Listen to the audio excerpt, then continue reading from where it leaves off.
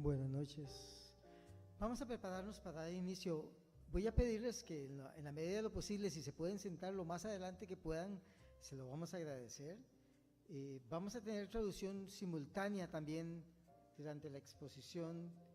Entonces, si usted necesita el aparato traductor, pues solicítelo antes de que demos inicio ya.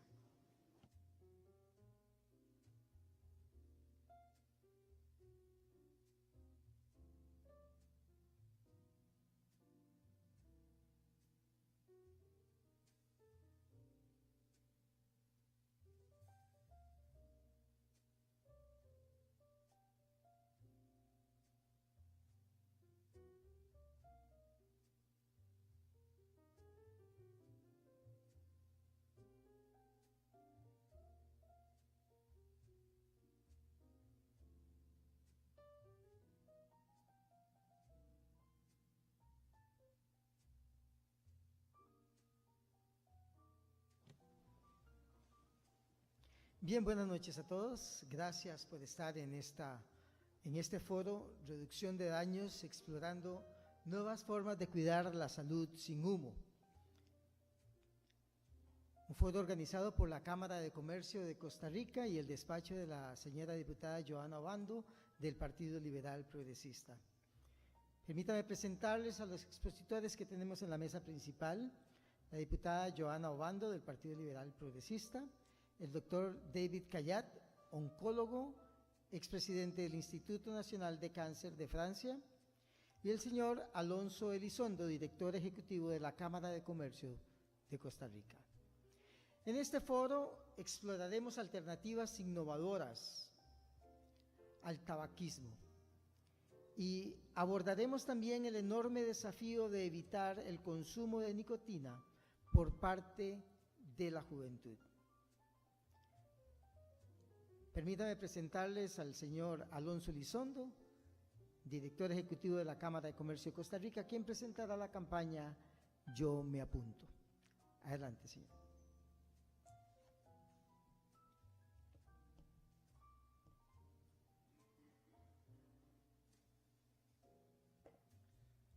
Gracias. Muy buenas noches, señora diputada Johana Obando. Doctor Cabat, un gusto estar con ustedes el día de hoy. Buenas noches. Uno de los temas importantes que debe abordar el sector comercial del país tiene que ver con el consumo de un producto que está diseñado y destinado para personas mayores de edad. El comercio, principalmente en sus distintos puntos de venta, es uno de los responsables de velar porque el tabaco, sus derivados y diferentes formas sean consumidos por personas mayores de edad. Una decisión de una persona adulta que desea continuar consumiendo nicotina. Nos llama una responsabilidad como sector el velar porque esos productos sean vendidos solamente a personas mayores de edad. Y es por eso que hemos decidido aportar al país esta campaña que se llama Yo me apunto. Esta es una campaña que no va dirigida a los menores, no va dirigida a los jóvenes. Es una campaña que va dirigida a las personas adultas. Está dirigida a las personas adultas porque al final de cuentas somos responsables por lo que hacen personas menores de edad. El comercio por un lado, pero también los hogares, la escuela, todos los centros educativos son responsables por el uso de vapeadores. De eso es lo que estamos hablando. La campaña Yo me apunto lo que busca es sacar de donde no pertenecen los vapeadores. Los vapeadores no pertenecen a una mochila escolar, no pertenecen a el bolsillo del pantalón de un estudiante, ¿verdad? No es esa la forma. Entonces hay una gran responsabilidad nuestra para que esto suceda. Una de las cosas importantes, no sé si vamos avanzando con la campaña, es detener la tendencia que estamos observando. Y esa tendencia que observamos hoy es de un aumento en el consumo de vapeadores en menores de edad. Si eso está sucediendo es porque alguien los está vendiendo. El comercio, como les digo, en su responsabilidad es evitar que en puntos de venta esto suceda. Pero nos damos cuenta que uno de los principales problemas está en la venta online, donde no hay verificación a la hora de entrega del producto de quien recibe el producto sea una persona mayor de edad que tomó una decisión informada por el consumo de estos productos. Para eso tenemos aliados estratégicos y parte de estos aliados son precisamente las empresas de delivery.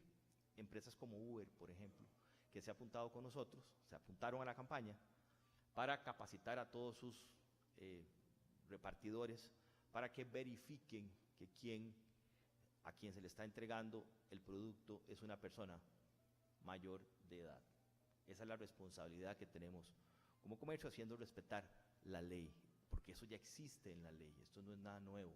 Esos productos son prohibidos, la venta a menores de edad, punto. No hay discusión al respecto. Ese es un producto importante. Entonces, esta campaña llama a actuar a tiempo para frenar el tema, si le damos, llama a frenar el consumo de estos productos. Para eso se han desarrollado una serie de materiales, campañas en redes sociales, muy activa. Ahí es donde nos hemos centrado muchísimo en redes sociales. Bueno, esos son parte de los visibles, de los materiales que estamos sacando. Como ustedes pueden ver, es a sacar vapeadores de donde no pertenecen. Ese ha sido el eslogan de saquemos el producto donde no pertenece. Recordemos también que la responsabilidad que tiene el comercio con esto tiene que ver también con la utilización de estos afiches, de estos productos visuales o este material visual, audiovisual, no solamente en redes sociales de otras empresas, sino también en puntos de venta. No sé si ya han podido ver en algunos puntos de venta estos afiches, ¿verdad?, de comercios que se han ido apuntando a evitar la venta de estos productos a personas menores de edad. Ese es nuestro compromiso, es esto lo que estamos haciendo. Tal vez si avanzamos para que terminemos de ver todo. Bueno, ahí hay traseras de autobuses también dentro de la campaña. Vean que el material está dirigido a personas adultas, pero evidentemente el enfoque es menores de edad consumiendo un producto que no deberían estar consumiendo.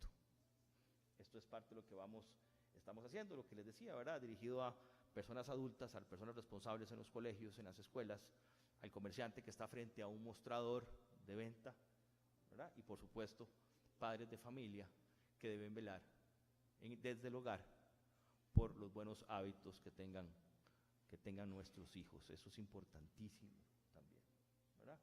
Entonces, luego de ver la parte exterior, ver redes sociales, de ver el sitio web, puntos de venta, cuñas de radio, ¿verdad?, ahí estamos impactando fuertemente a la opinión pública en materia de consumo y utilización de vapeadores, ¿verdad?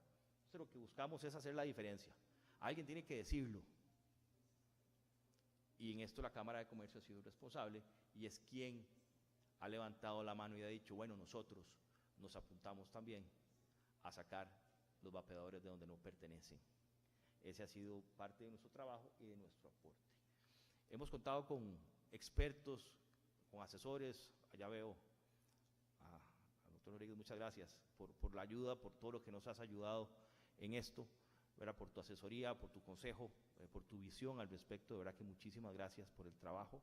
Esto no es un trabajo sencillo, pero tenemos que afrontar un tema que a veces la gente le huye, ¿verdad? Nadie quiere asumir esa responsabilidad, y creo que valientemente profesionales de la salud, expertos en mitigación de daños y mitigación de riesgos, han dado un paso al frente y han hablado abiertamente de estos temas, que a veces la gente que busca prohibiciones completas y absolutas generan efectos completamente adversos a lo que andan buscando, ¿verdad?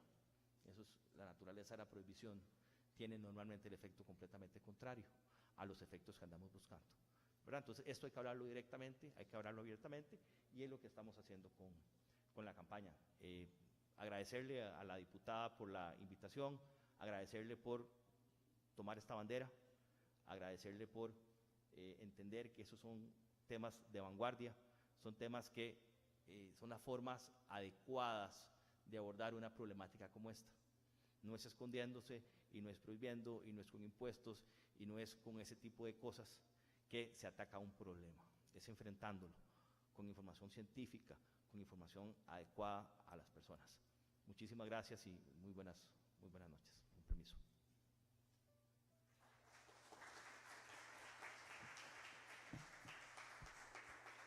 Muchas gracias, señor Alonso Elizondo. Este foro se está transmitiendo por el canal 6 de YouTube de la Asamblea Legislativa y queremos saludar también a las personas que nos están siguiendo en nuestra transmisión y darles la bienvenida al Foro Reducción de Daños, explorando nuevas formas de cuidar la salud sin humo. Permítame de inmediato presentar al doctor David Kayat, oncólogo, expresidente del Instituto Nacional de Cáncer de Francia, quien expondrá la ponencia Reducción de Daños en la Salud. Adelante, doctor.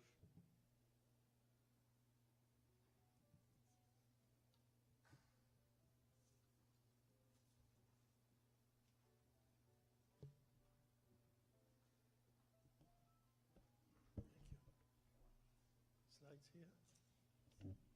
Okay, thank you very much. It's a great honor for me of being invited here today by Mrs. Johana. Thank you very much, and I'm very pleased to share with you this information regarding this new strategy in cancer control, which is called Reducción.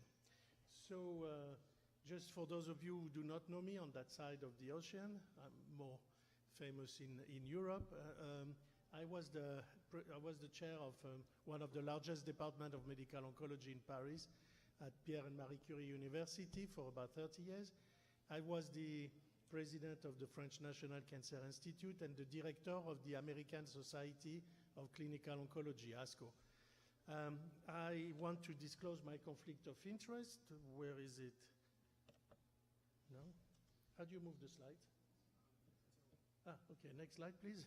To disclose my conflict of interest, and I am the advisor of many food companies and also to Philip Morris International, but as you can imagine, as an expert in cancer, not at all regarding cigarettes, but only regarding harm reduction. Next slide, please. So among the things I've been doing in my life, I have been the advisor of the President Jacques Chirac, President of France, between 2002 and 2005. 2007, and my job at that time was to launch the National French Cancer Control Plan, a huge plan, very well funded, 2.2 billion euros for 5 years, with 71 measures dealing with education, screening, prevention, access to care, definition of good clinical practice, research, and so on and so forth. But as tobacco was one of the main causes of cancer, and I'm going to come back to that in a few minutes, one of my most important duties was to struggle against tobacco smoking. So very naively, I followed the advice of the WHO, and I increased the cost of a pack of cigarettes from 3 to 4 to 5 euros within less than 2 years. So it worked, because thanks to that measure, we had 1.8 million less smokers in France. And the sales of the cigarettes went down from 80 billion euros in 2002 down to 55 million. So following that first success, I wrote the law to ban smoking on public places, law that has been voted by the French Parliament. So when I left my position as advisor of the President of France and went back to my department at Pierre and Marie Curie University, I was quite happy about what I have been doing. The point is that a few years later, we find out that these 1.8 million people who quitted, who stopped smoking cigarettes, went back to smoking. Why? Because smoking is not just a habit, a behavior, it's also an addiction. And it's not that easy to quit. And so next slide, I found out that what I've been doing was a total failure. Next slide, please. So now I'm continuing to try to do something in prevention of cancer by doing books interviews and everything on that. Next slide, please. So first of all, let's look at what is cancer. And cancer is the major public health issue. Next slide. If you look at globally in the world, cancer belongs to what we call NCD, non-communicable diseases, which includes cardiovascular disease, neurodegenerative disease, cancer, diabetes, and all this kind of chronic disease.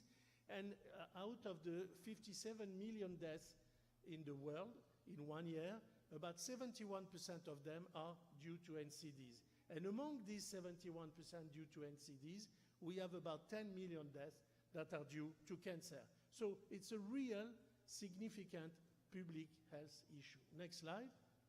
If you look at what is the situation in Costa Rica, you can see that out of the 25, it's a small country, so the numbers are relatively low, but out of 25,000 deaths that you have in Costa Rica every year, you can see that 83%, so you are much more above the average in the world, are due to NCDs, and 23% are due to cancer. So really, it's a public health issue also in Costa Rica, and this is due to the significant prevalence of tobacco smoking.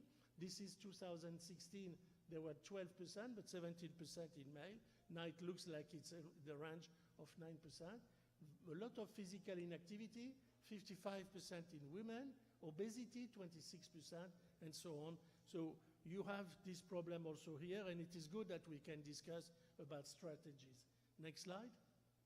So if we want to struggle against cancer and try to prevent cancer, we have to know what are the risk factors. And if you look at the risk factors in Costa Rica, you can see in that slide 3 things. One is that in 1990, about 30 years ago, the first cause of cancer was tobacco smoking, okay? And if you look at what happened during these 25 years, tobacco smoking is still today the first cause of cancer. So not only David Kayat has failed in France, everybody has failed, including in Costa Rica. We have been increasing the cost of a pack of cigarettes, put neutral pack with very terrible images on the pack, etc., make laws to try to not to sell the cigarettes to young people and so on. They continue to be the first cause of cancer in these countries and in the world. The second very interesting thing, but I'm not going to address that tonight with you, is that if you look at what's going on, is that obesity became during that 25 years the second cause of cancer, and according to WHO, in 2035, obesity will be the first cause of cancer in the world. And the third thing we can learn with that slide is that most of the risk factors of cancer in Costa Rica and in the world are behavioral. You eat too much, you don't move enough, you smoke, you drink alcohol, etc., and etc. So next slide, please. Now, we know what is cancer, public health issue. We know what are the risk factors of cancer. Now, what are the conditions for a cancer to happen? How come you get cancer? So if you take apart 5% of all cancers that are hereditary, you get from your mother or from your father a mutated gene, and you are going most probably to develop a cancer. Breast, colorectal, melanoma. 95%, so the huge majority of cancer in human beings are due to the exposure to a carcinogen. You need to be exposed to something that will give some mutation in your DNA, in your genes. Next slide. And what is very important to understand, and it is the basis of what we call harm reduction, is that this exposure is acting as with a dose-response relationship. What does that mean? That means that the greater amount of carcinogen you are exposed to, the higher your risk to develop a cancer. It's not the same of being 5 minutes or half an hour on the beach under the sun and being a fisherman under the sun for 6-7 hours every day. The risk of skin cancer is not going to be the same.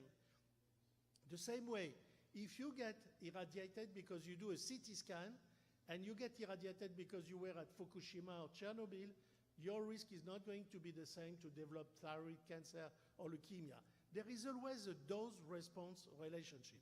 Next slide. So, if you want to quantify, to look at this exposure, you can look at it either with the dose or with the duration.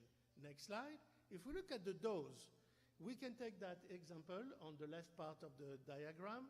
That is WHO again, and it represents the risk of developing a colorectal cancer according to the amount of red and processed meat you eat every week.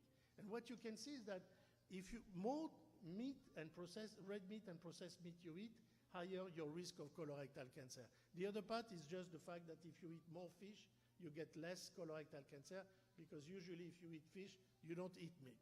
So that's the dose. Next slide, the duration. The duration is totally independent of the dose. So for instance, here you can see that whether you smoke less than 20 cigarettes a day, 20, 29, 30, 39, or more than 40 cigarettes every day, the longest you have been exposed to the cigarette smoking, the highest your risk to develop a lung cancer. So we know that cancer is a major public health issue. We know that this is due to the exposure of a carcinogen, and we know that this exposition is made on a dose-response relationship. Next slide, please.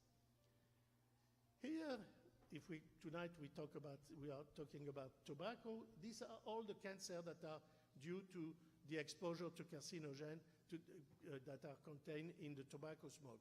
So when you smoke, you get the smoke on the mouth, on the trachea, on the bronchus, and then it goes to the blood and go to the kidneys and then to the bladder. All these organs are going to get cancer. At the same time, when you inhale, some of the smoke will go to the esophagus, to the stomach, to the pancreas, to the colon, and you get also an increased risk of this cancer. Next slide, please. So now that we know that, we have to understand how does tobacco smoke can cause cancer. Next slide. This is not, this is very clear, and it has been, what I'm writing here is made by the US FDA, so it's totally independent of Philip Morris, is that when you burn tobacco leaves, you are going to generate a smoke. And that tobacco smoke will contain more than 6,000 chemicals and ultrafine particles. This is why the smoke is black. And 93 of them are listed by the FDA as potentially harmful constituents. And 80 of them, majority of them, are real carcinogens, and they are the responsible of the cancer. Next slide. And what is very clear also, and again this is FDA, is that when you heat the tobacco, not burn, less than 350 centigrade, there is almost no carcinogen in what comes out of the tobacco. But when you get the tobacco to be burned temperature higher than 400 centigrade, then you start to see the occurrence of all this carcinogen in the tobacco smoke. So if you can give the nicotine by just heating the tobacco instead of burning the tobacco, you can give to the smoker the nicotine he wants without giving the carcinogens he doesn't want. Next slide, please. So what can we do after we know everything that I've just told you? We can first imagine to eliminate the carcinogen. Is it possible? Next slide. You know, this has been tried in the past regarding another carcinogen, which is alcohol. The prohibition in the United States in the 20s and 30s, what happened? We had mafia, a high criminality, illicit sales trade of alcohol, and finally in 1933, they closed the prohibition. With the FCTC, the contract signed by countries with the WHO against tobacco is the same. Is it going to work? We saw that 25 years ago, tobacco was the first cause of cancer. We know that today is still the first cause of cancer, meaning here neither, it doesn't work. Next slide, please. It doesn't work because 25 years ago, we had 1 billion smokers in the world. And today, we still have 1 billion smokers in the day. So if you look at the prevalence, because the population of the world increased, the prevalence is going down slowly. But as an oncologist, I am not treating a prevalence, I'm treating a patient. And I still have to treat 1 billion smokers with the disease they are going to have in their lives. So that is important, and for a political person, they are not treating a prevalence. The cost of what cancer is going to the burden of cancer for the cost of a nation is not due to the prevalence, but to the number of people being sick because they have been smoking. Next slide. And again, if you have 1 billion smokers, as 8% of smokers will develop lung cancer, you will have 80 million lung cancer, leading to 64 million lung cancer deaths. So it is a real public health issue. Next slide, please. So let me be clear. Quitting tobacco is by far the best option, but it's not that easy. There are several studies showing that even if you take the people to whom you give the diagnosis of lung cancer, they know they are going to get chemotherapy, radiotherapy, surgery, and they are going ultimately to die. 64% of them are going to smoke until the end of their lives. Because again, this is not just a behavior, it's an addiction. You tell to a heroin drug addict, tell him stop heroin, he will not stop because it's an addiction. Same for cocaine, same for everything. Next slide, please. So we said eliminate the carcinogen is not possible. Can you reduce the exposure to carcinogen? Next slide. And the concept of harm reduction means that we have to accept that some people will have a bad behavior, eat too much, go to the sun, smoke, whatever. But we try to help them to get less consequence, less harm from these bad behaviors. The best example is car driving. If you drive a car, you may have an accident, you may die. You can tell, stop driving, no more cars. Doesn't work. So, innovation, so first of all, control, enforcement, you give fine to people that are not respecting the code. But at the same time, innovation come, like seat belts, airbags, disc brakes, and so you still drive, you still have car accident, but you may not die because of this car accident. And it is the same with the statin, the stent for people overeating. It's the same with sun tanning, with sunscreen for people exposed to the sun and so on. Next slide, please. So what's about tobacco for this innovation? You have to understand smoking is addictive, and smoking causes many diseases. Number of smokers globally, it stays the same, 1 billion smokers, and it's not changing over the years, and we have to offer alternative to smokers. Next slide, please. So, before I explain you the innovations, let me be clear, because a very recent surveys have shown that 70% of doctors, I'm not talking about citizens, doctors think that nicotine gives cancer. Nicotine is what makes the cigarette addictive, but nicotine do not give cancer. Actually, it does not give any disease. It's an addictive compound, molecule, but it does not give cancer. Next slide, please. Next slide. So, can science and innovation, like seat belts and airbags, can we bring some change for smokers? We have 3 products, and there are new products coming, like punch, but I'm going to address 3 of them: the snus, the electronic cigarette, and heated tobacco. Snus. Next slide. The snus is a small bag, very small, that you put under your lip, which is filled with pasteurized tobacco. So no nitrosamine, no carcinogen, and no combustion. So you get the nicotine without getting the combustion and the carcinogen. Next slide. This product has been launched in Scandinavia, in Sweden, in 1976.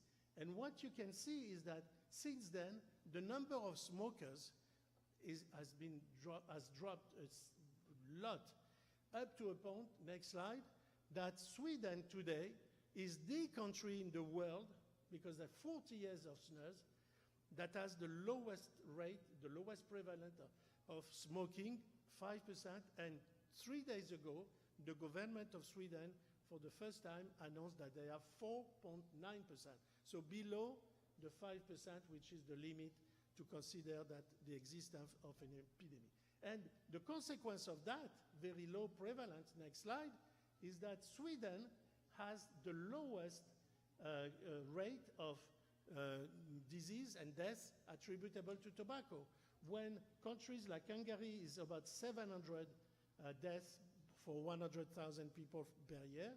Sweden is just 150. Next slide, please. Thank you. Thank you. Gracias. No, thank you. Okay. Next slide, please. So now I come to the second innovation, which is electronic cigarette. So electronic cigarette, many authorities, here is Public Health England, but I will show you the FDA, I will show you the Cochrane Institute, many institutions, they have said that vaping poses only a small fraction of the risk of smoking. There is no combustion. Sometimes there is not even, the nicotine is purely synthetic. There's nothing to do with tobacco leaves. And this is very, and I will show you how much, a very significant decrease in the risk of these people. Next slide. This is the Cochrane review. They say that there is a high certainty evidence that electronic cigarettes with nicotine increase quit rates, up to a point that in United Kingdom these days, they are discussing to accept that doctors will prescribe electronic cigarettes to smokers, and the NHS, the Social Security, will pay for that, because it's today considered as one of the best way for patients to quit cigarette. Next slide. And this is the US Academy. There's that overall electronic cigarette aerosol contains fewer numbers and lower levels of toxicant than smoke, and it reduces the person exposure to many toxicant and carcinogens, and may result in reduced adverse health outcome in several organ systems. So it is by all the institutions considered as a very good product to quit, not to start having nicotine with that. And here I want, because I thought the first lecture was very interesting, I want to tell you two things that you have to be very careful with regarding electronic cigarette. One is that you need regulation. It's not an open market and you can put on the market anything you want. You need to have regulation. Why? Let me tell you the story. 4 years ago in United States, they started to have a huge number of deaths by respiratory failures among people using electronic cigarettes. So people against electronic cigarettes will say, oh, I told you this is bad, this is bad. But the point is that it happened only in United States, not in Europe, nowhere else in the world. How come people were using electronic cigarettes? Because they found out, the Center for Disease Control and the FDA, they found out that what happened is that at that time in United States, you could buy electronic cigarette with an open reservoir. And because it was open, people removed the nicotine liquid and put the cannabis liquid. And in order to get a better exposition to the cannabis, they added acetate of vitamin E, which is very toxic for the lung. And this explains why all these people died. So since then, in United States, as in Europe, since the beginning, we have only closed reservoir. You cannot choose what you put inside. The second story is that now many countries in the world, in Asia, in Europe, are going to ban the cheap, disposable, candy-flavor Chinese electronic cigarette.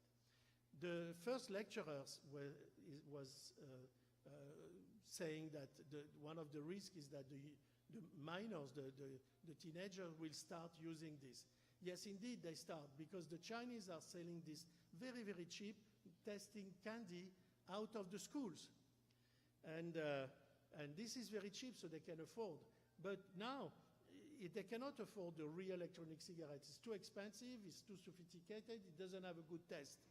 So what we are doing in Europe, in Asia, is to ban this electronic cheap cigarette. Electronic cigarette. Next slide, please. So now the last one is heated tobacco products, what we call IQOS. Next slide. So we told you that if you just heat, not burn the leaves, the tobacco, you won't have the carcinogens. And this is the FDA, so it's not Philip Morris, it's totally independent, and they did the study of this device and find out that if you consider 100% the amount of carcinogen that is present in the tobacco smoke from a combustible cigarette, you can see that in IQOS you have 95 to 98% less of these carcinogens. And what they said is that they confirm that there is no combustion with this device, that this device emits reduced level of toxicant than cigarettes, and smokers who switch completely to IQOS will reduce their exposure to toxicants, so therefore this product has a lower toxic potential than cigarettes. Next slide. And you can see in Japan that since 2016, when this device was launched on the market, that the red line, this is the number of normal cigarette sales, you can see that people using this device will stop using normally the combustible cigarette. Next slide. And if you look at this, 10 years ago, there was 20% of the Japanese smoking. Thanks to this device, now there is only 10%. So within 10 years, we had 10% decrease, 50% total, 50% decrease in the prevalence of smoking in Japan because they had the alternative, which is much less toxic. Next slide. And when I'm talking about a decrease in the toxicity, it's not just a small decrease. This study, independent again by Stephen and his team, you can see the red dot is the danger of a cigarette, combustible cigarette. You can see that electronic cigarette, the risk is 0.002. And the heat not burn, the IQOS, is 0.02. So it's not risk-free, it's not zero, but it's only 2% compared to electronic cigarette.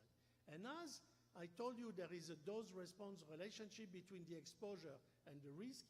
If you have an exposure which is 98% lower, you will have a decrease in the risk of having a cancer. Next slide. So, in conclusion, smoking is a major issue in public health and a leading cause of cancer. Quitting is by far the best option, but I showed you that it is very difficult because it's an addiction. Harm reduction approaches can help people who cannot quit smoking.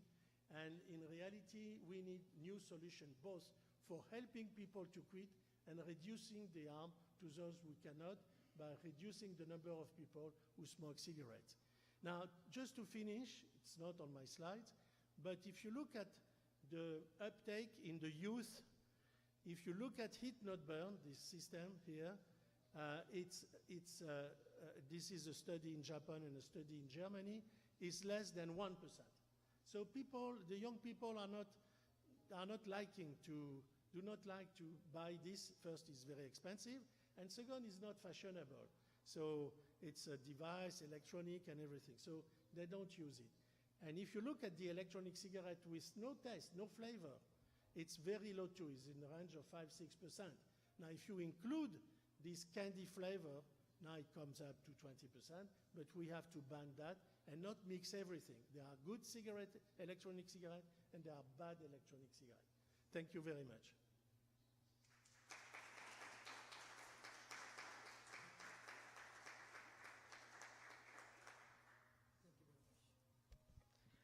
Muchas gracias, doctor Quillat. Interesantes datos, interesante exposición.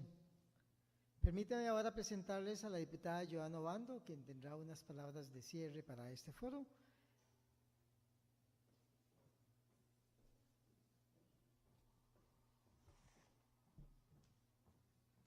Muchas gracias, muy buenas noches a todos y todas las que nos acompañan en este foro.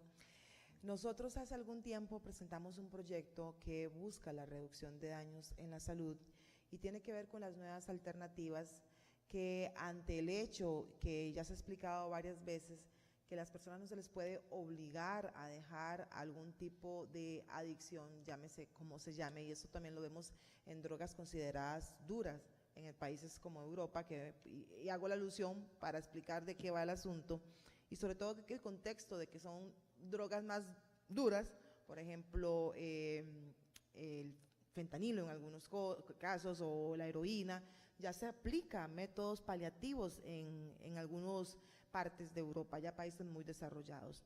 Entonces, en un contexto en donde hay drogas duras que se les aplica una medida alternativa a estas personas para que tengan un control sobre el uso de este tipo de droga, ¿por qué no ir más allá y en el caso del tabaco, que ya se ha demostrado que tiene efectos nocivos para la salud, permitir que las personas que desean seguir consumiendo tabaco puedan hacerlo de una forma de menor impacto a la salud? Y aquí hay que ser muy claros, ambos productos impactan a la salud. Y yo creo que eso todos los que estamos presentes lo tenemos pues conocido. Sin embargo, hay estudios que demuestran que el impacto del uso de dispositivos alternativos puede ser menor que el del tabaco calentado. De ahí va el proyecto, sobre todo permitiendo que las personas mayores de edad puedan escoger qué productos seguir o no seguir consumiendo y no imponer desde la óptica de subir impuestos, aranceles altos, que no van a desestimular la compra de estos productos. Al contrario, lo que crean es un mercado ilegal en donde las personas van a seguir consumiendo el tabaco. Y eso se ha dado en muchísimos casos. Hay países que han dejado esa política de aranceles altos porque lo que se descubrió es que se seguía consumiendo de otra forma, tomando en riesgo a las personas usuarias porque al final compraban este tipo de productos en un mercado ilegal que no se sabía qué tipo de aditamentos tenía. Entonces también hay un riesgo doble a la salud. Por lo cual considero que en una política más visionaria, en donde el usuario sea el centro de toda la política pública y sobre todo permitiendo a las personas bajo el concepto de la libertad escoger qué productos quieren consumir, hemos presentado hace algunos meses, ya está para plenario, el proyecto que busca otorgar información veraz y cierta, información clara a los usuarios sobre estas medidas alternativas, comúnmente pues conocidas como vapeo, ¿verdad? Dispositivos de productos de tabaco no calentado. Por lo cual Costa Rica nuevamente se posiciona como un país de avanzada, un país que tiene una política de salud fuerte, pero sobre todo una política no restrictiva para las personas. Muchísimas gracias por asistir y espero que nos vayamos con un poquito más de información el día de hoy. Muchas gracias. Muchas gracias, diputada Obando, y esperamos que pronto ese proyecto tenga su aprobación en el plenario legislativo. A todos ustedes, muchas gracias por habernos acompañado, a la audiencia en nuestro canal de YouTube. También agradecemos habernos seguido en esta transmisión del Foro de Reducción de Daños. Y quiero invitarles nada más para terminar, que pasemos a la parte frontal de este salón de jefes de Estado, expresidentes y expresidentes de la República, y ahí vamos a tener una recepción de clausura de esta actividad. A todos ustedes, muchas gracias, buenas noches.